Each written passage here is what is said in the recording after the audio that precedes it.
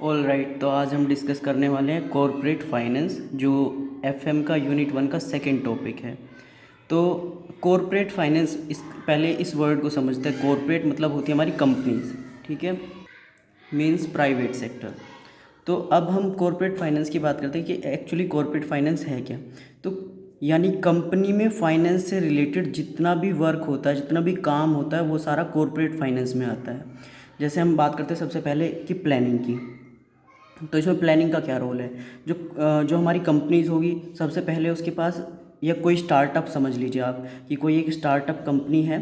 सबसे पहले उसके पास एक प्लान होगा ना कि उसको कहाँ इन्वेस्ट करना है। उसने एक अपना पहले तैयारी की होगी कि हाँ, मेरे पास ये एक प्लान है, मैं यहाँ इन्वेस्ट कर सकता हूँ और यहाँ से मेरा जो रिटर्न आएगा वो अच्छा आएगा। ठीक है, तो सबसे पहले तो यही होगा कि जो कंपनी होगी वो एक प्लानिंग करेगी।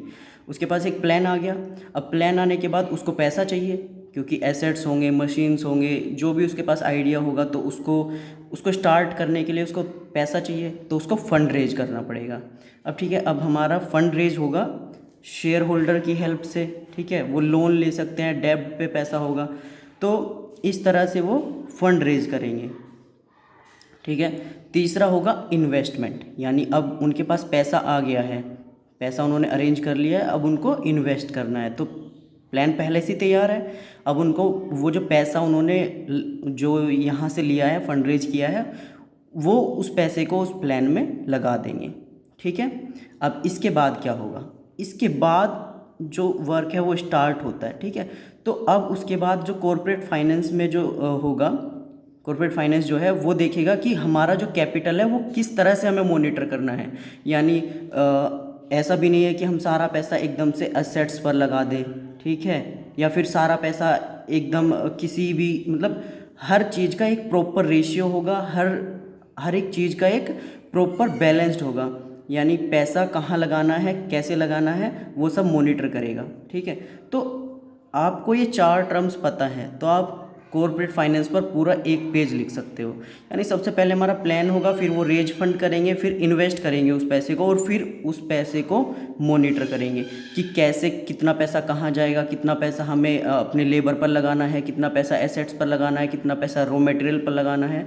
तो वो सारा कॉर्पोरेट फाइनेंस में आता है। ठीक है, अब इसके बाद मैं आपको एक छोटी सी डेफिनेशन दिखाने वाला हूँ इसकी।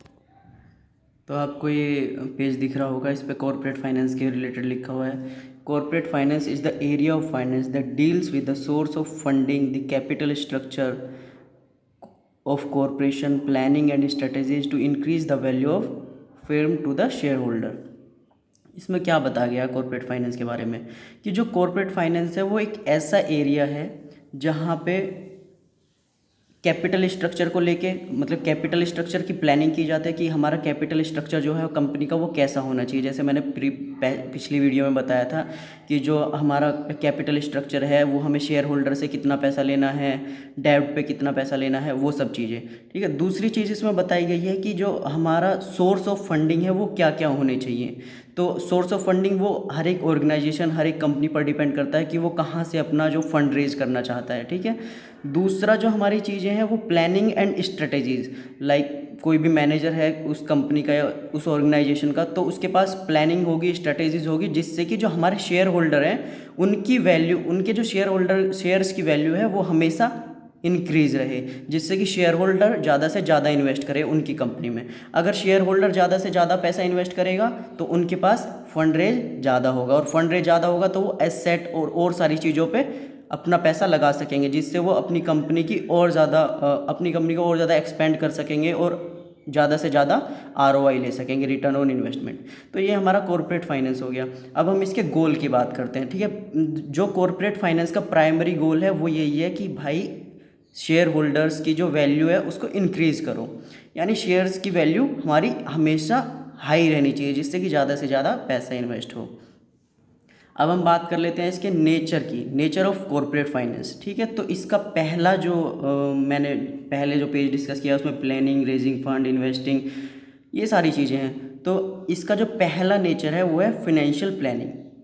मतलब फिनेंशियल प्लानिंग का मतलब आप समझ रहे हैं कि हमको जो है कि हमको जो है अपना कैपिटल स्ट्रक्चर कैसा रखना है, हमें कहाँ इन्वेस्टमेंट करना है, कितना इन्वेस्ट करना है, वो सब हमारा फाइनेंशियल प्लानिंग में आएगा। तो ये इसका पहला नेचर हो गया, आई होप आपको क्लियर हो गया होगा। इसके बाद हम आते हैं फंड रेजिंग पर। तो ये दिख रहा है आपको फंड रेजिंग। फंड रेज मैंने कई बार आपको मैं बता चुका हूँ कि फंड रेज का मतलब है जो कंपनीज़ होती हैं उसको कहीं ना कहीं से पैसा कलेक्ट करना होता है, मनी कलेक्ट करनी होती है। और मनी कलेक्ट करने के लिए उनके पास कई सारे वेज होते हैं, शेयर होल्डर्स होते हैं, डेब्ट होता है, लोन होते हैं, short term loan and long term loan. तो ये सारी चीज़ें हैं, तो वो कंपनी के ऊपर डिपेंड करता है कि वो किस तरह से अपना फंड रेज करना चाहते हैं, ठीक है। अब तीसरे हम नेचर की तरफ आते हैं, गोल ओरिएंटेड। तो ये तो भाई यूनिवर्सल एप्लीकेबल है। गोल ओरिएंटेड में क्या होता है कि जो भी कंपनी होगी, अब कोई भी कंपनी है वो हमेशा यही चाहेगी कि भाई मेरा गोल है कि मैं एक सक्सेसफुल कंपनी बनूँ, एक मतलब मेरा जो वैल्यू है वो अच्छा रहे मार्केट में और मैं अच्छे से ग्रो करूँ। तो यही सबका गोल होता है। अब मैं एक सिंपल सा एग्जांपल आपको देता हूँ। कॉलेज में जब हम एडमिशन लेते हैं, कोई भी लड़का एडमिशन लेता है तो वो भी भाई एक गोल से लेता है कि इस बार ना कोई ठीक सी लड़की फंसा ही लूँगा। तो हर मतलब ये तो छोटे से लेवल पे बात हो गई, चलो जोक्स अपार्ट। पर गोल ओरिएंटेड जो है ये कॉर्पोरेट फाइनेंस जो है वो गोल ओरिएंटेड होता है, क्योंकि कंपनी जो है वो अपना गोल अचीव करने की ट्राई करती है, कैसे भी अपना अच्छे से फाइनेंस को अच्छे से मैनेज करके, पैसा अच्छी जगह इन्वेस्ट करके, एक अच्छे से प्लान प्रिपेयर करके तब इन्वेस्ट करती है। तो ये गोल ओरिएंटेड होता है। नेक्स्ट की तरफ चलते हैं। तो ये आपको दिख रहा होगा, ये हमारा फोर्थ नेचर है। तो इसमें लीगल रिक्वायरमेंट। अब इसमें जैसे हमारी कोई कंपनी है वो इस्टेब्लिश हुई है, ठीक है। अब ऐसा तो है नहीं कि लोग उसके शेयर्स ऐसे ही ख़रीद लेंगे या फिर उसको पैसा जो फंड रेज करना है वो ऐसे ही हो जाएगा, ऐसे नहीं होता है। तो उसको सबसे पहले क्या होगा, गवर्नमेंट से परमिशन लेनी होगी, ठीक है। गवर्नमेंट से परमिशन लेनी होगी, रजिस्ट्रेशन करना होगा, लाइसेंस लेना होगा। तब जाके जब गवर्नमेंट से अप्रूवल मिल जाएगा तब जाके लोग उसके शेयर्स बाई करते हैं, पैसा उसमें इन्वेस्ट करते हैं। तो ये सारी फॉर्मेलिटीज़ नहीं कहेंगे, ये बहुत इम्पोर्टेंट पार्ट है। तो लीगल रिक्वायरमेंट आपको समझ आ गया। अब चलते हैं बिजनेस मैनेजमेंट की तरफ। तो कोई भी बिजनेस होगा उसको अगर हम अच्छे से मैनेज नहीं करेंगे तो वो कैसे ग्रो कर पाएगा। अब इसका एक छोटा सा एग्जांपल देता हूँ मैं आपको। सपोज़ कीजिए कि एक बिजनेस है वो अच्छा खासा चल रहा है, पर जो अभी जो मार्केट में नए जो न्यू मशीनरीज आ गई हैं, न्यू टेक्नोलॉजी आ गई है, ठीक है, न्यू टेक्नोलॉजी। तो अब बिजनेस अगर ये अच्छे से मैनेज नहीं करेंगे, इनको न्यू टेक्नोलॉजी के बारे में अपडेशन नहीं होगा, तो ये किस तरह से मार्केट में सर्वाइव कर पाएंगे। तो बिजनेस मैनेजमेंट एक बहुत इम्पोर्टेंट हिस्सा है जो मैनेज करता है किसी भी बिजनेस को, अच्छे से हर चीज़ में अपडेट रखता है जिससे कि बिजनेस हमेशा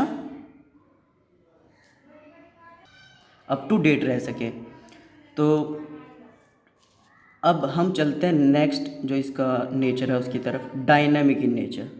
तो भाई डायनामिक इन नेचर क्या क्या मतलब है इसका। इसका मतलब है कि जो चीज़ें हैं वो एक जगह स्टेबल नहीं रहती हैं, मतलब नई प्लानिंग्स आती हैं, नई टेक्निक्स आती हैं, नई जगह इन्वेस्ट करना होता है, तो हमेशा कुछ ना कुछ नया होता रहता है। तो डायनेमिक का मतलब होता है change on a regular basis, ठीक है। तो वही है हमारा डायनेमिक इन नेचर। लाइक आज हमने पैसा यहाँ इन्वेस्ट किया है, कल हमारे पास कुछ और अपॉर्चुनिटी आ गई तो वहाँ हमने पैसा इन्वेस्ट कर दिया, न्यू मशीनरीज आ गई वहाँ पैसा इन्वेस्ट कर दिया। तो ये हमेशा चेंज होता रहता है, एक जगह पे नहीं है। तो ये डायनेमिक इन नेचर है, यानी चेंजेस होते रहते हैं। तो आई होप आपको ये नेचर समझ में आ गए होंगे, नेचर ऑफ कॉर्पोरेट फाइनेंस। अब हम इसके स्कोप की बात करते हैं। तो ये आपको स्कोप दिख रहे होंगे, मैंने यहाँ 5 स्कोप लिखे हुए हैं, और भी बहुत सारे स्कोप होते हैं पर 5 स्कोप काफ़ी हैं। तो हम इनको डिस्कस कर लेते हैं जल्दी से। एस्टिमेटिंग फिनेंशियल रिक्वायरमेंट, इसका मतलब है कि जो बिजनेस है उसको कितना पैसा चाहिए, कितना उसको कैपिटल चाहिए, तो उसका हम एक एस्टिमेट करते हैं कि हमें इतना पैसा चाहिए अपना ये स्टार्टअप करने के लिए, अपना बिजनेस स्टेबल करने के लिए। ठीक है। तो इसमें क्या होता है कि ये सिंपली बस एस्टिमेट करते हैं कि हमें इतना रिक्वायरमेंट है पैसा का और हमें इतना फंड रेज करना पड़ेगा, इतना हमारे पास है। तो बेसिकली ये एक रफ एस्टिमेट होता है कैपिटल का जो कंपनी को चाहिए। अब दूसरे स्कोप की तरफ आते हैं, deciding capital structure. Capital structure मैंने आपको पहले भी बताया, कैपिटल स्ट्रक्चर मतलब कि हमें शेयर होल्डर से कितना पैसा लेना है, ठीक है, डेब्ट पे कितना पैसा लेना है, लोन कितना लेना है, शॉर्ट टर्म और लॉन्ग टर्म, ठीक है। तो ये एक कैपिटल स्ट्रक्चर तैयार करना हो, ये जो कैपिटल स्ट्रक्चर तैयार करना होता है वही है कि हमें एक कैपिटल स्ट्रक्चर डिसाइड करना होता है कि हम मान लीजिए कि किस रेशियो में हम अपना कैपिटल स्ट्रक्चर प्रिपेयर करें। जैसे शेयर होल्डर से 40% पैसा रेज कर लिया हमने, डेब्ट पे 20% ले लिया, लॉन्ग टर्म शॉर्ट टर्म पे 10% ले लिया। इस तरह से जो हम एक कैपिटल स्ट्रक्चर डिसाइड करते हैं वो इसका दूसरा स्कोप है, ठीक है। अब हम आते तीसरे स्कोप की तरफ, choosing the source of finance. इसमें क्या होता है, तो इसमें हमारा जो choosing the source of finance, इसमें क्या है कि हम अपना जो फाइनेंस यानी जो फंड रेज करने वाले हैं वो किन किन सोर्सेज से करने वाले हैं, किस तरह कितने टाइम के लिए करने वाले हैं।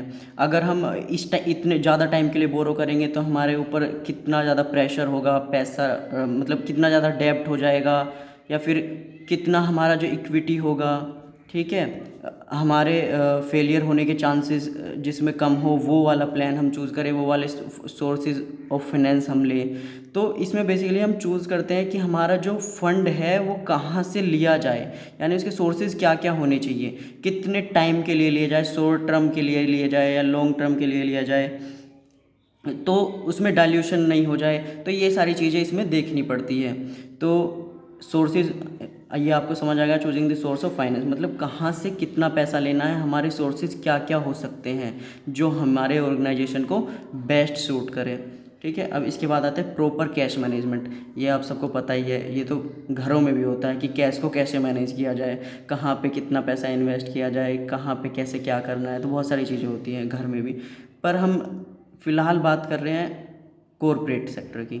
तो यहाँ पे क्या होता है कि हर चीज़ें देखनी पड़ती हैं कि हमारा इन्वेंट्री पे कितना खर्चा हो सकता है, मशीनरी एसेट्स जो हैं वहाँ पे हमें कितना इन्वेस्ट करना चाहिए, लेबर पे कितना इन्वेस्ट करना चाहिए।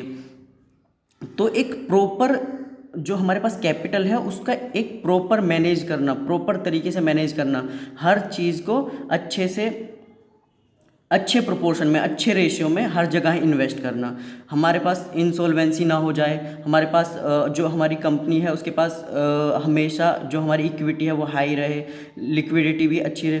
तो ये सारी चीज़ें इसमें देखनी पड़ती है। तो कैश जो है हमें कैश इसमें मैनेज करना पड़ता है प्रॉपर वे में एक, ठीक है। ये हमारा फोर्थ हो गया। अब आते हैं proper use of surplus. Surplus मतलब होता है कि हमारा जो कंपनी में कितना प्रॉफिट हुआ है, प्रॉफिट, ठीक है, यानी 1 ईयर में हमारे जो कंपनी है उसने कितना रेवेन्यू जनरेट किया, कितना रेवेन्यू जनरेट किया।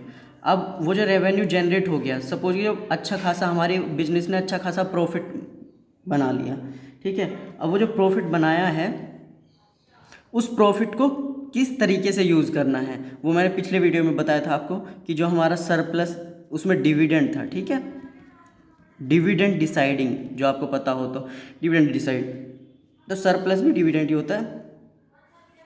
इसमें क्या होता है कि हमारे प्रॉफिट को हम किस तरह से डिस्ट्रीब्यूट करें, यानी शेयर होल्डर्स को कितना दें, ठीक है, अपने पास कितना रिटेन करें,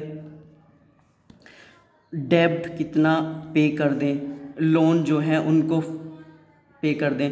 तो बहुत सारी चीज़ें देखनी पड़ती हैं। तो इसमें जो हमारे पास प्रॉफिट आया है उसमें से हमें कितना रिटेन करना है, कितना शेयर होल्डर्स को देना है, तो ये सारी चीज़ें सरप्लस में देखनी पड़ती हैं। तो ये 5 स्कोप मैंने आपको समझा दिए, नेचर मैंने आपको बता दिया, कॉरपोरेट फाइनेंस क्या है ये मैंने आपको बता दिया।